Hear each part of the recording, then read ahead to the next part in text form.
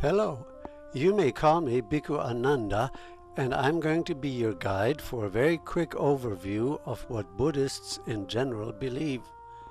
Even though there is a lot of difference between the different schools of Buddhism, there are certain formulas that we all tend to hold to. We are going to look at 4 of those: the 3 jewels, the 4 noble truths, the Noble Eightfold Path, and the 5, 8, or 10 precepts. The 3 jewels, or 3 refuges, are as close as Buddhism comes to having a central creed. First, there is the Buddha. I seek refuge in the Buddha. The Buddha is the teacher, the example, and the Tathagata, the one who shows the way. Then there is the way, the Dharma. I seek refuge in the Dharma. This term refers to all of the Buddhist teaching which will lead to enlightenment. There is the community. I seek refuge in the Sangha. Whether it is the order of monks, the Sangha, as supported by lay people in Theravada, or the entire universe of sentient beings in Mahayana, you are not alone.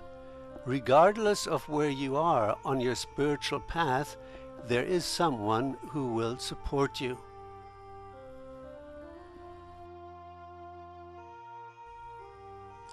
A good place to go next would be the 4 Noble Truths.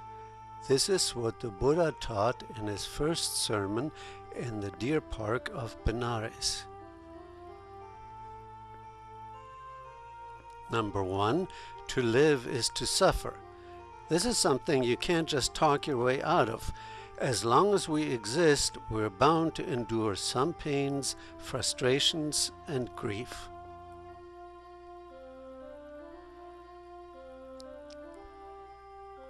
Two, suffering is caused by desire. In this context, desire does not just mean wanting something or willing or intending something. It means to cling to something that will give way. All things in the universe are impermanent, including ourselves, and as long as we try to hold on to something that is definitely going to disappear, we're bound to suffer. Are you staking your happiness on having good health, making a material fortune, always having your loved ones around, worse yet, never dying? I guarantee you that all those things will pass away sooner rather than later. 3, it follows from that reality that we need to let go. We have to stop clinging to impermanent things. So the key to eliminating suffering lies in eliminating desire, in the sense of attaching yourself to anything in the world, whether it be something material or an experience. But 4, how can one overcome one's attachments to the world? It's not easy, but the Buddha prescribed a way to follow. It is called the Noble Eightfold Path. Now you need to understand that the Eightfold Path was originally intended for the bhikkhus, monks like myself, and nuns, people who would devote their entire lives to the pursuit of enlightenment.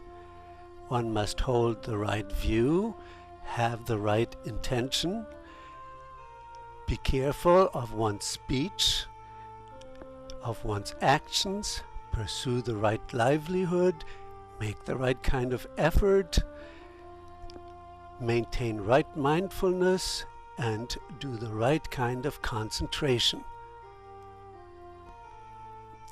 Finally, everyone is bound to some ethical obligations, some of which apply to all Buddhists, some to monks and lay people on special occasions, and some that apply to monks only. These are the 5, 8, and 10 precepts. The 5 precepts apply to all Buddhists, both monks and lay people. Number 1 is do not harm any living being. This is the very important principle of ahimsa. Number 2, always tell the truth. Do not deceive people, not even unintentionally if you can help it. Number 3, do not engage in illicit sexual activity. For lay people, this would mean marital fidelity. 4, do not steal. And 5, do not take alcohol or any other intoxicants. Now, the 8 precepts apply to monks and lay people on special days. Number 6, don't decorate yourself. Number 7, do not attend amusements like the theater or movies. Number 8, eat moderately and only before noon. The last 2 precepts, which make up the 10, apply only to monks. Do not sleep on high or wide beds. And 10, do not touch gold, silver, or money. Well, thank you for viewing our little video. Once again, I'm Bhikkhu Ananda, and it has been my honor to tell you just a little bit about Buddhism. Please enjoy the rest of the website. Goodbye.